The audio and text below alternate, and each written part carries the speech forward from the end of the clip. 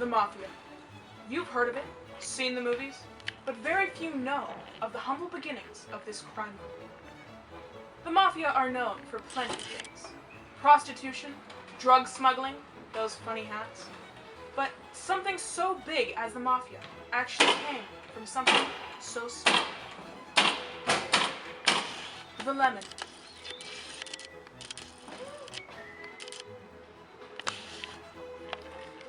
So, during the Napoleonic Wars, Britain gained control of Sicily, which is that little rock under Italy that Italy's kicking.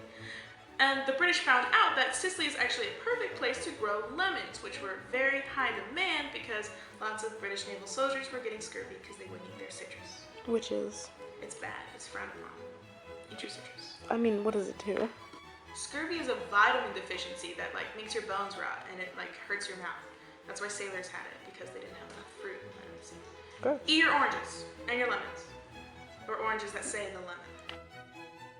All these people in Sicily were now owning lemon groves, but they didn't have any way to protect them because the Sicilian government was terrible and didn't have law enforcement. So they hired local gangs to help protect the lemon groves and keep their crop growing.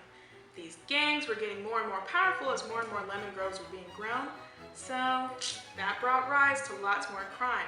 These gangs were real powerful. Guess what these gangs were? The Mafia? The Mafia! The Mafia. The Mafia. The Mafia. The Mafia? Well, the Mafia actually refers to a bunch of gangs or criminals spread out over a large area. So to be more specific, we're going to call it La Cosa Nostra, which is basically the Sicilian gang, which means Our thing. Means our thing. our thing. It means our thing. La Cosa Nostra, not Nostra. So La Cosa Nostra had a code of silence called Omerta, and Omerta basically kept everyone from talking about the Mafia and what it was dealing with and all the crime. Even in between members, you could not talk about it. It was, I guess you could call it illegal for them. We're talking about the 20s, ladies. Get your pearls, your flapper hats, and your weird dangly dresses. That was a thing, right? Frills, yeah, I think so. Right. So in the 1920s, Benito Mussolini was coming into power over in Italy, which now has Sicily in it. Please remember that. And he was pushing his fascist regime. Worry. Okay. Benito Mussolini was basically against all mafia criminal characters, and so he was pushing his fascist regime onto the people of Italy, which provoked them to immigrate to America.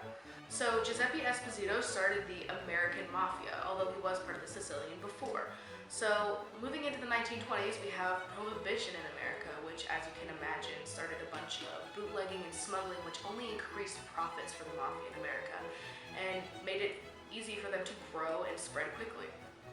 Also in the 1920s, the Pizza Connection occurred. The Pizza Connection was when the Mafia characters were selling heroin made from raw opium in the major cities of Chicago, New York, and New Orleans through pizza parlors. And they would sell their drugs given to you in a pizza box. In about the 2 years that they were doing this Pizza Connection thing, they made about $25 million through pizza parlors.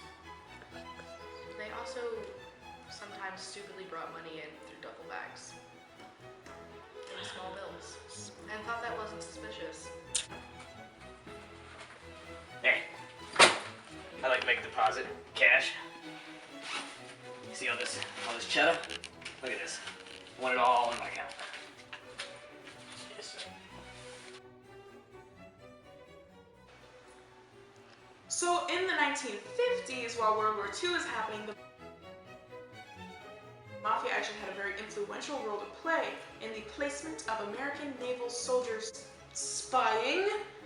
American naval soldiers as spies into Sicily, which was controlled by Nazi Germany at the time. That's disputed whether or not they actually had a big role to play, but yeah. Moving back into Italy, in the 1980s, there was a trial called the Maxi trial, or in Italian, Maxi Processo, because we're fancy like that. But anyway, crime in Italy in the 1980s was out of control. Control was gone. There was no control. There was law did not exist. And so Giovanni Falcone, a well-known judge in Italy, decided to step up and try and take down the Mafia. These 474 criminals were held in a specially made aula? Aula. Aula. Whatever that is. They were held in a special made bunker because people were blowing up normal courthouses, specifically the Mafia, not just random people, my bad.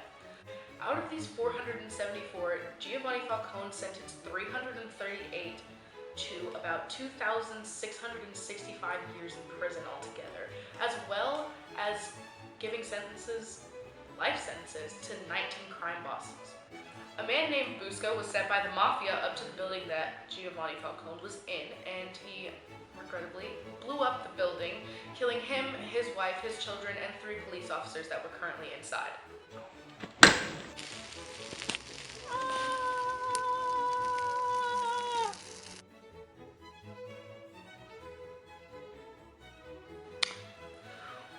And unfortunately, the trial stopped after that.